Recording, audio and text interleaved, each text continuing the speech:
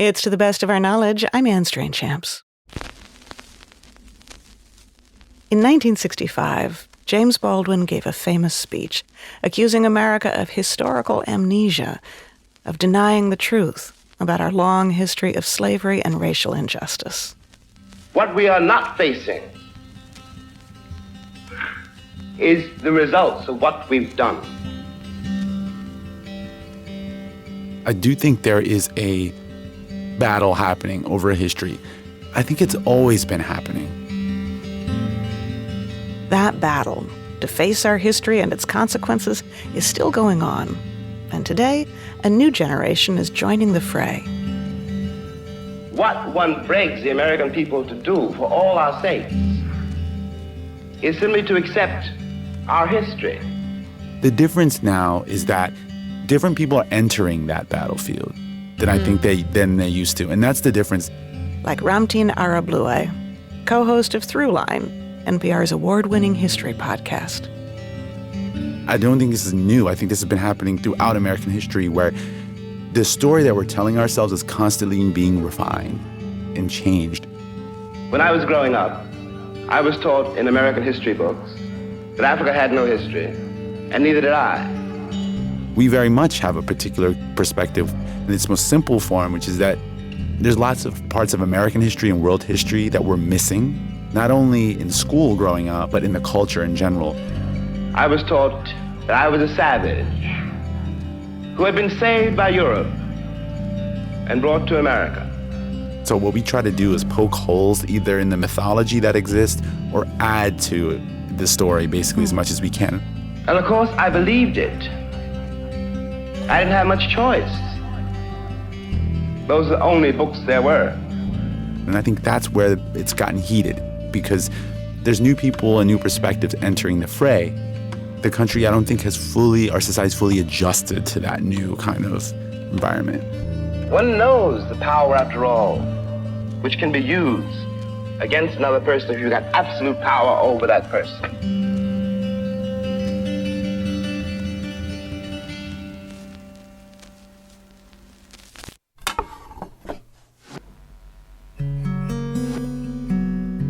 America is in the midst of a new debate over how we tell our history. You can see it everywhere. In arguments over critical race theory and AP history classes, in museums and state capitals, in the news, and on the radio. It's fueled in part by an emerging generation of public historians who are reshaping our national narrative. This hour, we're going to meet a few folks on the front lines of today's history battles, beginning with the hosts of one of my favorite podcasts, Throughline from NPR. Ramtin Arablouei and Rond Abdelfatah are the producers and hosts. They won a Peabody in their first season for their series on Afghanistan. And when they came through town recently, they stopped by our studio.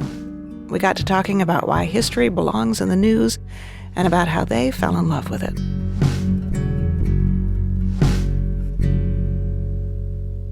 Well, I know you both also talked about coming from immigrant families, that really shaped a particular approach to history and a real love of and appreciation for history.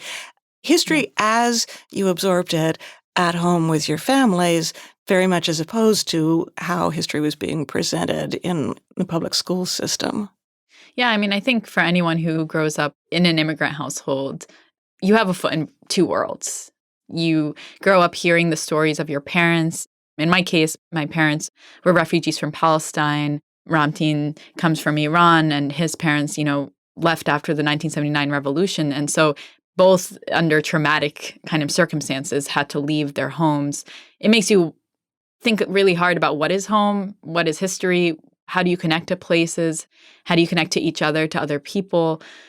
It was definitely something that was very present for us, I think, both growing up. And for Middle Easterners also, history, religion, and politics and philosophy, all of those topics are those are the conversations you have over tea late at night, or as people are playing cards, you're arguing over how to bring peace to the Middle East and things like that. I guess you're talking about politics, but history, really? I mean, what kind of historical conversations would you have growing up? All kinds. I tell this story all the time, but Run's going to roll her eyes here because I tell this story a million It's times. a good story. It's a good story. You should tell it. Basically, I was in a long cab ride, and towards the end of the cab ride, which happens if you're in Tehran or if you're in Amman or any other city in the Middle East, you end up getting this big, interesting conversation, especially if they find out you're from the U.S. or you have, in my case, I'm Iranian American. So anyway, I'm talking to the guy, and at the end of it, he says, the problem is that people in the West, they never remember, and people in the East, they never forget. Like, they never let anything go. For him, it was a critique of both sides. And I think the way it plays out in our household is that, and this is a generalization, but I think it's true. Whether you're Iranian or Palestinian or Egyptian, people from the Middle East have a sense that they once had a great history. They once had big kingdoms and were the center of the world. And a lot of that is true. Mm-hmm. And that has gone away, that now they're kind of living in a world at the whims of people who they used to consider to be from the backwaters of the world. So people from Western Europe. Mm-hmm. And so I think there's a certain embarrassment and shame and bitterness that comes from that. And as a result, you end up talking a lot growing up about how you ended up in this country, the sort of more recent history, and then also colonial imperialism, and then also the more ancient history, which are the kind of the glory days. I was going to ask, do you get that also? Do you get the age of medieval Islam? Yeah, the golden age, right? They'll say we invented lots of medicine, and look at our literature, mathematics, cosmology. And a lot of that is true. Some of it's romanticizing, but all of it is true. And so it becomes a big thing. You talk about history a lot. Like we both grew up learning about a lot of the same peoples, Al-Tabari, Al-Ghazali, these like important kind of like academic figures. Mm-hmm. And even though we're from different language backgrounds and different parts of the Middle East, these stories are shared and in common because it's a point of pride about our history. And so those are the stories we grew up hearing. And we featured many of those stories in the show. So like the story of the Shahnameh, which was part of our series that won the Peabody from about Afghanistan, that first episode is centered around this epic story that was written in the Middle Ages by an Iranian poet, which is I think the longest continuous poem in history. Mm-hmm. But it's like the Iranian world's Iliad, right? Mm-hmm. Or the Odyssey. Years passed. He never returned home, never met his child, and did not even know whether he had born a daughter or a son, until one fateful day, on the eve of a battle between two great civilizations, their paths crossed. Rustam and Sohrab, father and son, strangers, and soon to be mortal enemies.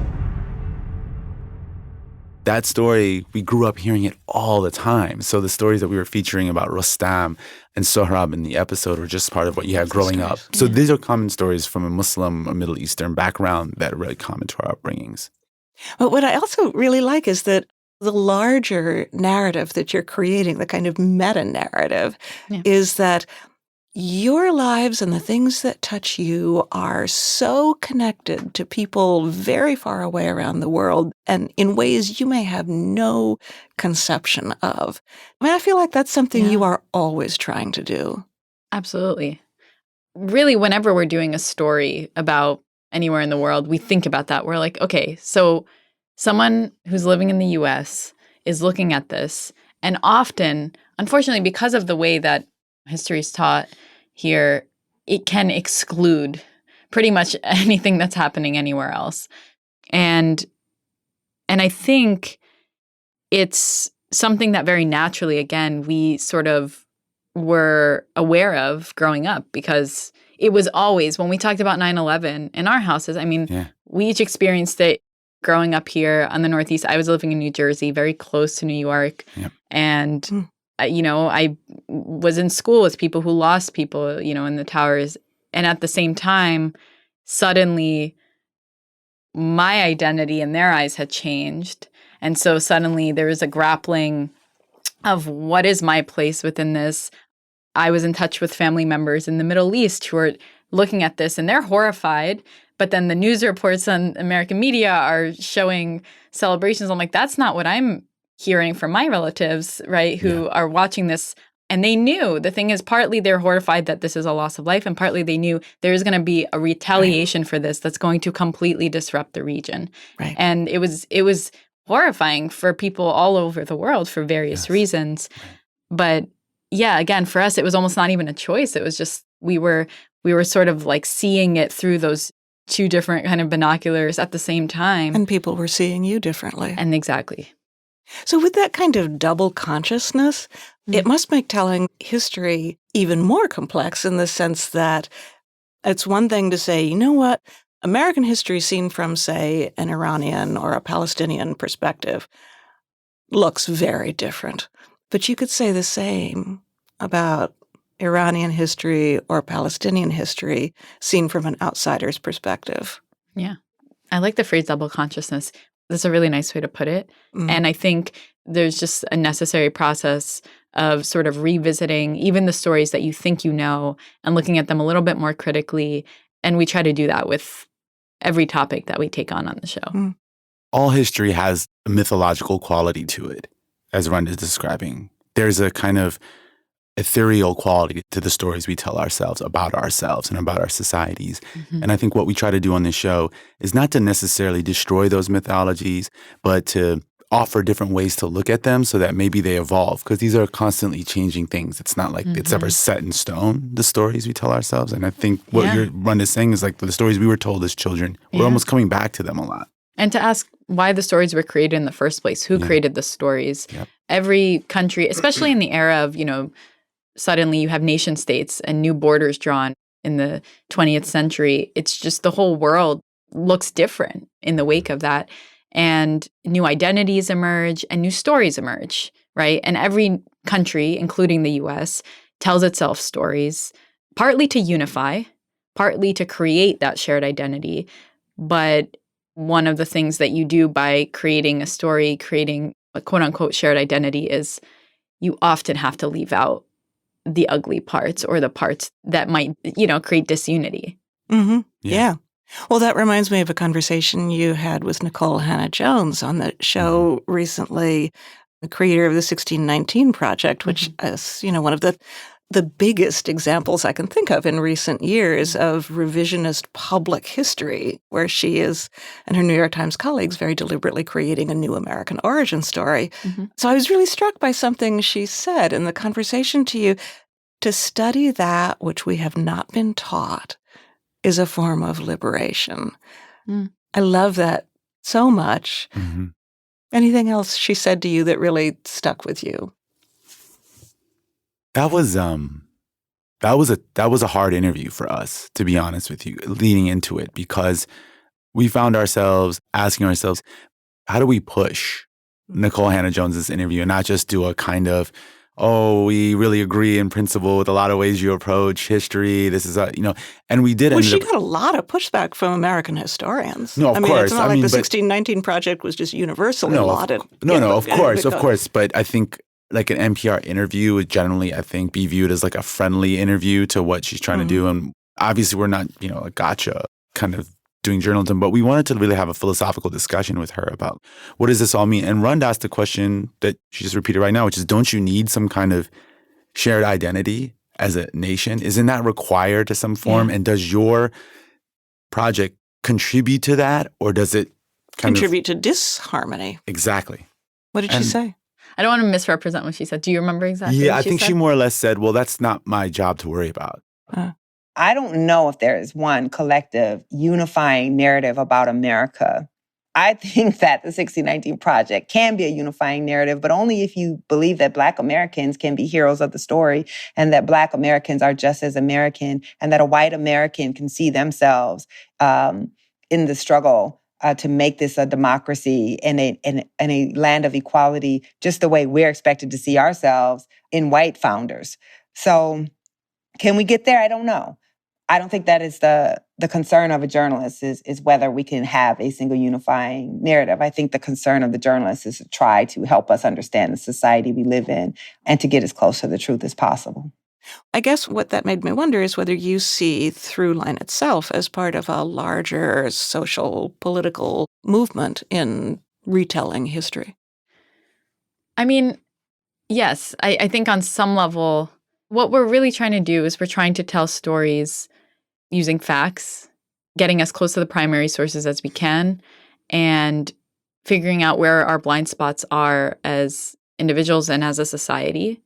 And I do think it's interesting because when we started this show, we started thinking about this show right on the eve of the 2016 election. And it feels like, the whole conversation has completely radically shifted. So I don't want to overstate our place in this bigger movement, but I do think that we were beginning to think about this right on the cusp of this hyperpolarization moment that we now find ourselves in. In the lead up to the midterm elections, we ran an episode about Frederick Douglass talking about the most sacred right, which he saw as voting. And so, yes, we are making a very clear defense of the right to vote and of democracy. Is that controversial? Many people would say no, but some people would say, well, in the current climate, yes. But the other thing I think is so interesting is you're not historians. And neither is Nicole Hannah-Jones. Right. You are occupying a very special, different sphere. You're doing public history. And I'm just curious about what that means to you and why that matters to you. I mean, I feel like it's something big and beautiful. It is big and beautiful. It is. Mm-hmm. It's epic. It's a lot of fun. So we really respect the work of historians. Mm-hmm. I think we consider ourselves kind of translators or people who go on these journeys for the listeners. Mm-hmm. And the thing we're good at is storytelling, writing, sound designing, scoring. These are the skills that we have. Then that's how the stories are transferred through emotion, not just through intellect. Mm-hmm. And our job is to create that emotional space or landscape for people to take it in. Yeah, I think there's also such a power in hearing a lot of the archival tape, the graininess. There's nothing like going through archival tape and when you can hear someone's voice from 1935 who's, waiting in a line during the Great Depression, and you just suddenly realize the connectivity also between maybe what you experienced during the recession and what they were going through. I do think audio is kind of unique in that way. There's something about that connection to the past and people in the past that makes us feel better, safer somehow. And I don't know how because they're all dead. So why would that make me feel safer? But it does. Because they live lives just like ours. Yeah, they have the joys, the sadness, the struggles. So whole societies and civilizations have come and gone. And you realize in the world continued. There is something almost hopeful in that. Maybe that's why. So my secret theory is that during COVID, it's not just me, it's lots of people started reading more history and turned to history as kind of an escape. I did. I mean, it did feel like that there was this kind of like... Didn't it? Yeah, because history feels so alive. I was just randomly thinking about this the other day, but I've been really obsessing with the golden age of Islam, particularly the Abbasid period. When you read stories about what life was like pre-Mongol invasion and post-Mongol invasion in Baghdad, get all into that. But basically the city was completely destroyed, the largest city in the world. And the descriptions you read of life before, it's like not that much different. Like living in Baghdad in 1110, the descriptions of it sound a lot like living in New York City now. Cosmopolitan. There's restaurants, there's stores, there's people. You get up every day and you go get bread from the bakery and you come home. For me, it makes me feel a lot less alone, not only in the time I live in now, but that I'm a part of a larger continuum of human beings who have come and gone. I'm another piece in that. Ultimately, to me, there's something optimistic in that, especially right now as we face, who does not kind of spare a few thoughts every now and then for the possibility of civilizational death? Yeah. And yet knowing that, in fact, that has happened before. Civilizations have come and gone, and there are rebirths afterwards. Yeah. It's kind of hopeful. I think James Baldwin, who we've also done an episode about, as much as he faced during his time and as much as he kind of struggled and saw very clearly the mechanics of oppression and what could be seen as a hopeless situation for Black Americans, his message ultimately was about hope. I return to that episode sometimes because it's very easy, especially with climate change looming and civilizational collapse, as you said, potentially looming and all of that. It's not something, I look forward to living through. There's very understandable fear and anxiety around all of that. But I think he said, I am alive, and so I am optimistic. Yeah, he said, I can't be a pessimist. I can't be a because I'm pessimist alive." because I am alive. Yeah, that's the line.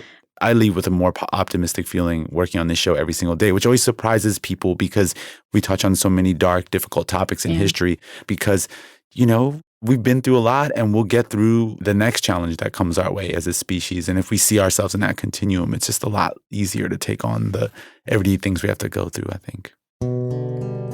Thank you both so much for your show, for your work, and for this. I could talk with you forever. No, Anyway, thank you thanks. so much. Thanks for having us. Yeah. Thank you.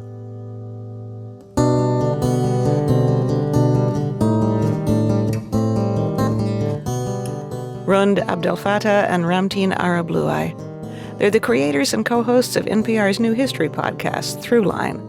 If you haven't heard it yet, you should definitely check it out. It's one of my favorites.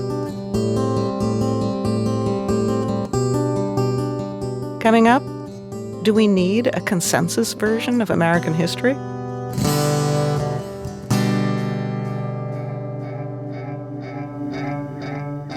We're talking about the narratives, the stories that we tell about American history. And one argument that I've heard about why we seem to be so polarized now is that there's not one national narrative that most Americans agree on. I don't agree with that because I don't think there's ever been a singular national narrative.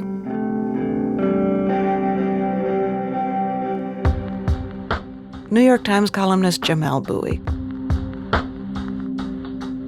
For a long time, the national narrative such that it existed was sort of like a product of a triumphalist post-World War II kind of like America as beacon of democracy narrative. People from different countries with different religions, different colored skins. They can live together and work together and build America together because they're free. Before that, a national narrative that many people bought into was America, a city on a hill. It was a tall, proud city built on rocks stronger than oceans, windswept, God blessed, and teeming with people of all kinds living in harmony and peace. And there's America's melting pot, right? They are part of the largest migration of people in world history. They are the human ingredients that make America the melting pot. The melting pot. This is the melting pot. Great melting pot of different cultures and ideas and thoughts. America, the nation of immigrants. But when those things change, that is no longer tenable. Forgive me, you're tired and you're poor, who can stand on their own 2 feet and who will not become a public charge.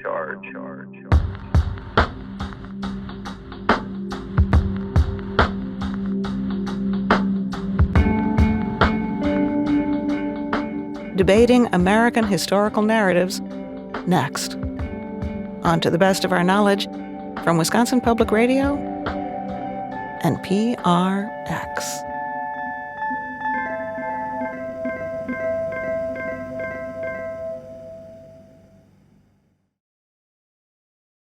There's an old saying that journalism is the first draft of history.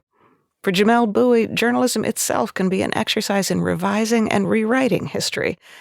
Bouie is a New York Times columnist and political analyst for CBS News, a former chief political analyst for Slate, but I would also call him a public historian of sorts.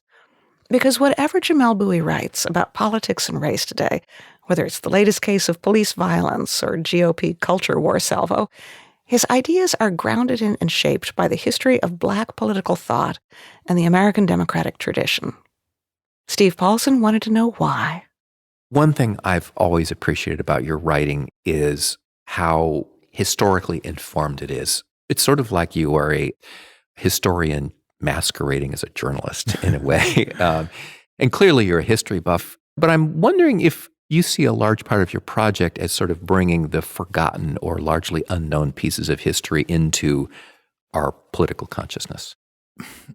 The answer to that is yes. I do see part of my project, part of what I'm doing with the column is trying to bring things that are well-researched and well-known in the world of academic history, but not so much well-known to the public, and sort of using the resources I have to kind of translate academic history to a larger public audience. But the other thing I'm doing is using academic history to push back against what I've taken to call in folk civic myths about the United States, about its system of government, about the origin of its system of government, everything about this country and our institutions specifically. There is no timeless wisdom that undergirds them. There are political choices and political compromises and political circumstances. I happen to think that American political institutions are in desperate need of reform and a lot less static than I think it appears to be. As opposed to it was all locked in when the Founding Fathers did their thing. Right. Yeah. So you read a lot about politics and race, and it's striking about how you've clearly spent a lot of time studying particular historical periods, the transatlantic slave trade, Reconstruction, that period right after the Civil War. And I'm wondering if you see a few historical through lines that you feel like are essential to unpack to understand the moment that we're in right now. I do think that there are Reconstruction, especially the period after Reconstruction. I think those things can be very instructive in thinking about our present. The problem is that you can very easily run into doing this thing of making these one-to-one direct analogies. This is like this, that is like that. These things are the same. The past is actually the past. The past doesn't repeat itself. I don't think that's the case. Things are different. So what you want to look for are underlying dynamics, underlying forces across time. When you look at a period like Reconstruction, things questions that period raises for a reader. Is it possible to build a integrated democracy, right? What is the relationship of labor and freedom of labor to democratic practice? Those are the things that I think are salient from the period. What is the role of violence in constructing political communities? Those are the things I want to encourage readers to think about. What is the role of violence in constructing political communities? I mean, we normally think that violence is horrible, but it's not really part of our politics. Right. This is one of the things that I've tried to push back upon. Sort of Americans do have this idea that the general way things go in American politics is that people make arguments and people have debates. But the truth of the matter is that political violence, both small scale and large scale, has been a hugely important part of the shaping of the United States, of the shaping of American political community. Among Southern whites, the vigilante groups that emerge in the years after Reconstruction, most famously the Ku Klux Klan, of course, but there were a bunch of them going around. Those vigilante groups were as much political community as they were attempts to terrorize former slaves. There's a great book called Ku Klux by historian Elaine Parsons. What the Ku Klux Klan did, especially in this very kind of Wild West of the Reconstruction South, where people are piecing together a political order once again, is it was a way to build these kind of cross-class coalitions among white men, among local elites, young men who may not have very many prospects, and it bound them together into a kind of community that then, if they have successfully, terrorized a black sheriff, if they've succeeded in their political goal, can go on to become the fuel and basis for other kinds of political activity. And you're saying there's a direct link between that violence and then what happens at the election booth. Right, exactly. So there's a direct link between that. And then when you're thinking about our present, you can dismiss something like January 6th as just people kind of just wilding out for the sake of Donald Trump. But I think it's important to look at the ways in which you have these conspiracy theories that kind of create this virtual community, and then the insurrection being a moment of trying to actualize that virtual community, sort of bringing it into being as a real thing. And it's a glimpse in how violence can be a crucible for forming those kinds of communities. And I think Americans would do well to recognize the extent to which violence has consistently played that part in our history. So play that out for me a little bit. I mean, what we saw on January 6th, which might seem just like a one-off. I mean, this weird, crazy thing that happened there, but they seem to not have succeeded if the goal was to get Trump to stay in office. How is that violence still with us, or what are the implications of it? So one thing you've seen, there have been prosecutions of some people involved in this. One thing you've seen is how that event has taken on almost sort of like a totemic power among the far right. And it's become the basis for further organizing. It's kind of like a proof of concept. And it linked people together. It linked people who may not have had connections to themselves together. It showed what was possible, obviously, for the former president. The whole stolen election has become kind of a talisman that he wields. And I think you can see in how the far right has reacted to January 6th, not repudiating it, but hailing it as something important, as using it as the basis for new and future political action, whether it's nonviolent or violent. So let me bring up another hot potato issue here, critical race theory, which has obviously become the battle cry for conservative activists. Chris Rufo, the guy who made this a centerpiece of the culture wars, was very upfront about using this to score political points. And I guess the question is, why? Why is this good politics for Republicans? And is it necessarily a losing issue for Democrats? So on paper, critical race theory stuff really shouldn't work, right? Like if you ask in polling, if you ask parents, do you think schools should teach about the history of slavery? Large majorities say yes. Do you think schools should teach about racism? Large majorities say yes. And of course, here I'm kind of presupposing that critical race theory means these things. Right. I mean, that's a whole other thing. Yeah, there's the complicated legal definition, but then there's the more popular definition. Yeah, the quote-unquote critical race theory. But you look at the polling, and it's pretty overwhelming when you sit down with people and spell things out. This is what this looks like. Do you support it? They tend to say yes. But obviously, this has been a potent rallying cry for Republican voters and has shown no evidence of harming Republican standing with the public at large. And I think the way to square that circle is to recognize that people are not moved by, they don't look at issues and evaluate them in some sort of rational way. They're moved by emotion. They're moved by grievance. They're moved by excitement, things that are the hot-blooded characteristics of being a person. That's what moves people to participate politically, to vote, to phone bank, whatever. That can be positive. That can be negative. The emotions can be positive or negative. And the critical race theory attack is sort of predicated on fanning people's anxieties about patriotism, fanning people's anxieties about their ability to transmit their own values to their children. And even if you, in the abstract, would agree that kids should learn about slavery in school, you may still feel those anxieties. Fanning those anxieties may push you to be sympathetic to the candidate to do it because they're speaking to something that you may not be able to articulate, but you feel. That's why it has proven to be effective for Republicans. And on the flip side, that's why I think Democrats have had a hard time responding to it, because I think they're responding to it in this very, well, obviously this is not popular, so, it shouldn't work. Isn't, though, the other big underlying question that some people talk about, but maybe not a lot of people, is this whole notion of white privilege. A lot of white people don't want to say, hey, I'm inherently privileged because of my skin color. I mean, so I sort of studiously do not use that term in my writing. I do not think it's a very useful or effective term. I can see why it appeals to people because it's sort of a very individualistic thing, it's a very moralistic thing. You can kind of admit and confess your privilege, and that brings some sort of moral absolution. But, my concern personally is not so much with the individual souls of anyone, but sort of material and structural inequality. And so I'm less interested in privilege and more interested in hierarchy. I mean, if I were a political strategist, I probably would say to people, don't talk about privilege for theoretical reasons, and because I think it does rub people the wrong way.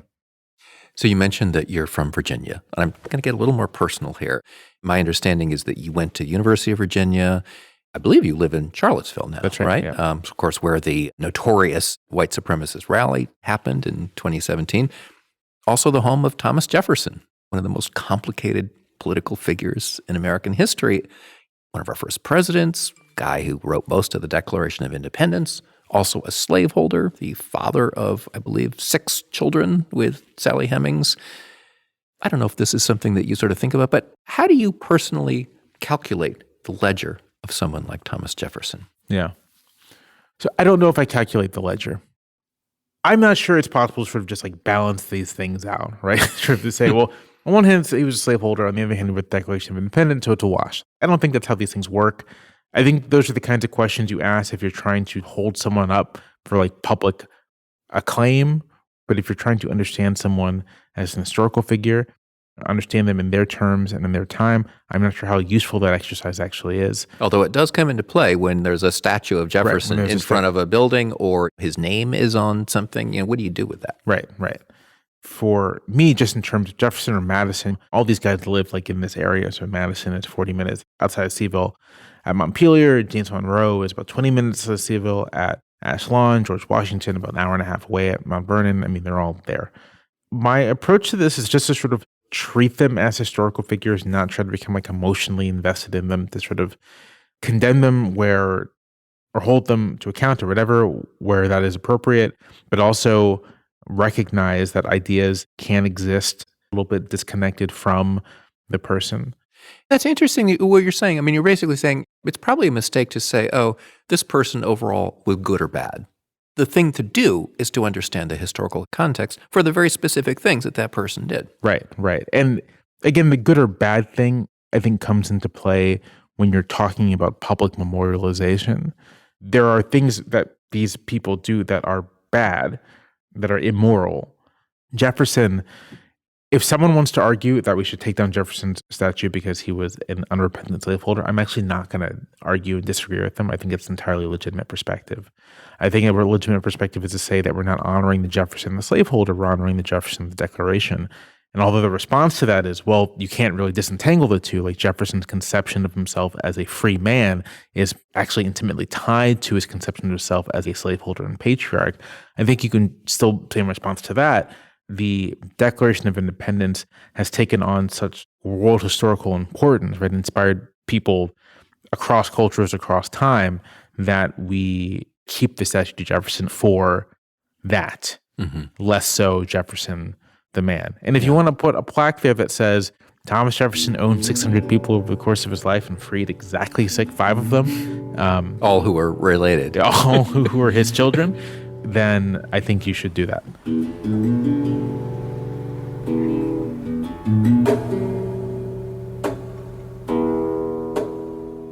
That's New York Times columnist Jamelle Bouie talking with Steve Paulson. They met at a conference on American power and democracy at the University of Wisconsin-Madison. Next, remembrance as resistance, and the Atlanta artist preserving praise houses. These small wooden structures were what we would gather in secret safe spaces during enslavement. And those structures still exist, some of them today. Oh, really? Even the floors are like sacred ground. Have you found any Yes, old they're- ones? yes, Like where? yes. Tell me about going They're to visit all in the one. southeast, especially in the Gullah Geechee corridor. But mine that I grew up in was in Indiana. Yeah. So they are in different places wherever you see that gathering practice, which is basically the beginnings of the Black church. The Black church is basically everywhere. Remembering African American history in an immersive public art project. Next, on To the Best of Our Knowledge. From Wisconsin Public Radio and PRX.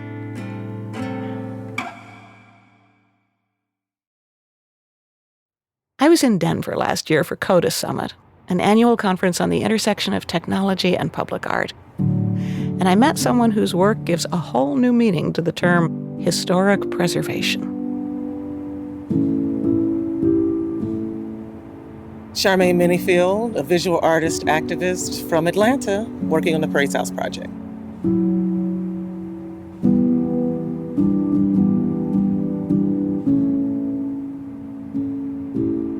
The Praise House Project is a series of site-specific installations of small replicas of historic structures called praise houses that my ancestors would gather in as secret safe spaces to assert and affirm their African identity and to express their culture with freedom. It was an act of resistance against erasure, against laws that were intended to dismantle their identity and community. The resistance was the gathering itself, and the structure was the result because it was the drum. We could not use drums because it was a form of communication. The floors of our praise houses became our communal drums. So a whole new technology was created in that experience, and that was called the ring shout. So I'm I'm gonna sing one of the slave song that they like to sing. This after they come out of slave, they sing this song, Jubilee in the morning. Jubilee, Jubilee. Oh, my Lord. Jubilee in the morning. My Lord, Jubilee. Jubilee. There's an element of resistance in it because there is an element of victory and overcoming that you're celebrating, your endurance, and it's having you move forward and press on and be uplifted. We stood in circle. We sang in call and response. We moved counterclockwise, and all of our bodies moved together. And that would go on all night long. Shout, my children, 'cause you're free. Oh, my Lord. My God brought you liberty. One of the most famous ones was called Watch Night Service. It was on Freedom's Eve, New Year's Eve, before Lincoln announced emancipation. Watch Night Service. Praise houses and ring shouts were happening everywhere. And all of that has nothing to do with religion. It's more so about the will to live. Did you grow up with any of this being transmitted? Yes, I was raised Pentecostal in a Pentecostal church. The shout tradition remained. And it's sort of taken for granted that the folks who are Black church members or Christian in North America and of African descent, we retained our African ceremonial traditions of actual physical movement and merged those traditions with our religious practice because of our circumstances. So it expressed in a contemporary way as shouting in Black churches. That all comes from the ring shout that we created once we arrived here to these parts. You said at the beginning that it was your grandmother who taught you how to shout? Yes. Yeah, what was she like, and how did she teach you that? She was 4 feet 9 inches. Yes. My And you are tall. I'm 6 feet tall. My great-grandfather was 7 feet. Oh, wow. And they have awesome stories. Like, my great-grandmother and grandfather arrived in our small industrial northern town of Indiana and built the first praise house there. What did it look like? It was a small, rickety little church that had makeshift pews and hard wooden floors. And it was a small structure that grew over generations, depending on our needs. And it's still our original church back home. But some of us didn't have means to have structures, so we had hush harbors. What's a hush harbor? It's a low-sitting land where there's shelter from the trees of the higher land for you to be able to go into and then have your ceremony or your ritual. Hush harbors, they're all over. So the earth was actually receiving us.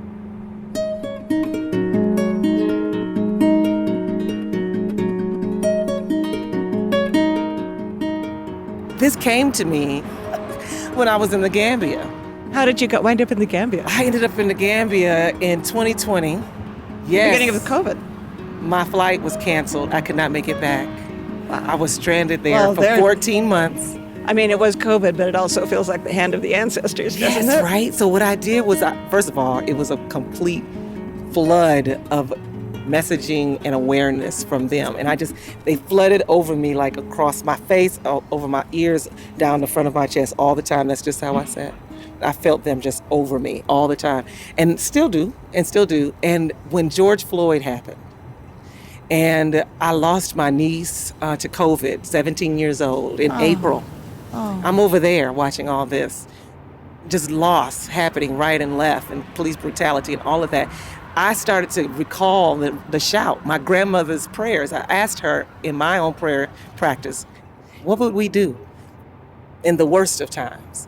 And my grandmother said we would shout. We were a praying people. And so I began to record myself in movement and shouting as medicine, because our stories have been forgotten. Our place has been denied.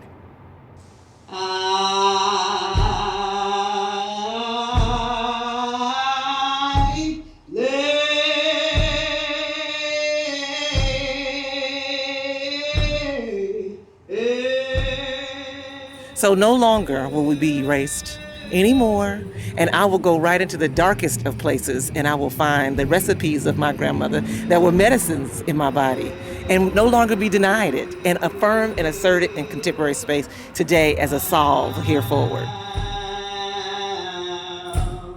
I'm going to do praise houses to recall and remember in a way that is restorative for an entire community. To have that actual gathering that the ring shout was, we can have it again and invite our allies, our communities together to restore and repair harms done. We can start with historic preservation.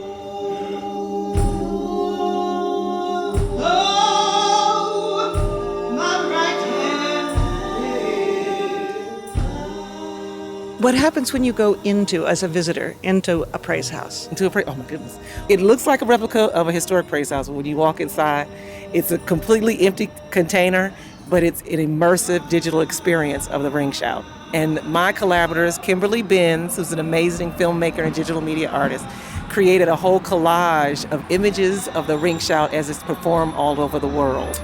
Throughout the diaspora, I got a chance to record the ring shout as it was performed in the Gambia.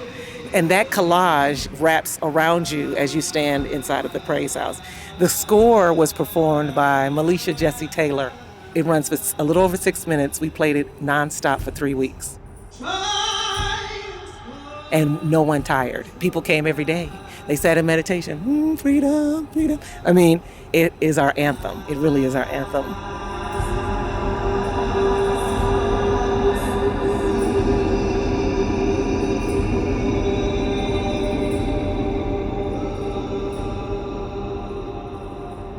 I did one at Oakland Cemetery to honor the 879 unmarked graves, still asserting those memories of our ancestors as we recall them. What happened to tell me about the 879? The Atlanta City Council in 1866 ordered the Oakland Cemetery administration to remove all of those who were interned in Slave Square and cast them into a flooded zone where they were basically buried in a mass grave. We lost them. We found them again in 2016 through new technology, heat sensing radar technology. And now they just restored those burial grounds. The next praise house will go to the cemetery that we created in response to that mistreatment. It took 20 years, but we bought land. And it was in 1886 that South Atlanta had its own cemetery called Southview. Dr. King's family was buried there. Congressman John Lewis, everybody is there. Now we're going to put a praise house there to honor the 1906 race massacre victims. In Atlanta, in 1906, a white terrorist mob terrorized all the way down Auburn Avenue, an African-American prominent community, and made its way to South Atlanta, where Southview Cemetery is, and murdered and destroyed. Those who rest at Southview, we will honor them. And the other praise houses will lift up similar history in the city. We just, we're really hopeful about the technology part of it. We want to advance the scale of it. We'd love to take over the cityscape of Atlanta. Really, we'd like to with the Praise House, the Ring Shout. I love this idea of contemporary digital technology in service of, restoring history. Yes. Well, that's what the Ring Shout was. It was a new technology. Lay down, body. Lay down a little while. Lay down, body. Lay down a little while. I know you're tired. Lay down a little while. Lay down, body. Lay down a little while. You're tired. Lay down a little while. Wherever you came from, under these circumstances of slavery, you knew the drum, you knew the language together, and we recreated the language with our bodies and with our feet inside of praise houses. So to me, of course, we would expand and ride and express inside of technology.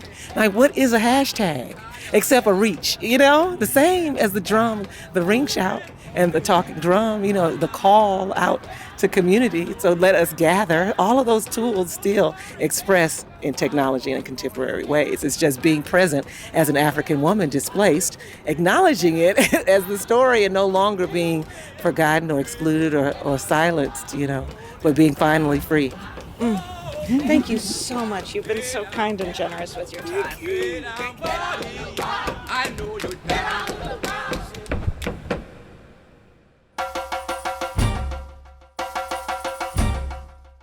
Charmaine Minniefield is a visual artist activist from Atlanta and the creator of the Praise House Project. The historic ring shouts we heard were performed by the McIntosh County Shouters. Melisha Jesse Taylor performs the score from the Praise House Project. Thanks to CodaWorks for bringing us together at their annual conference on technology and public art.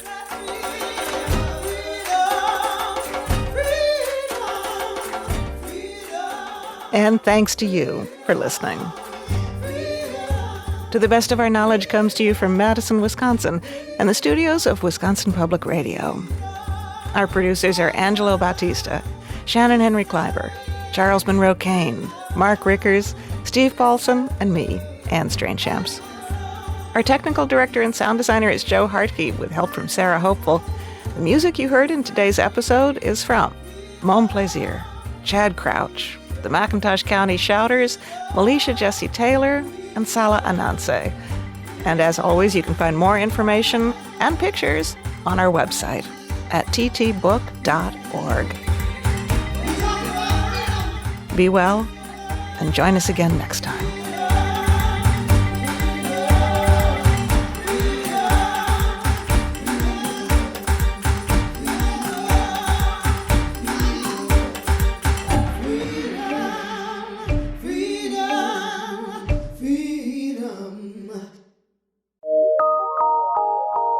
PRX.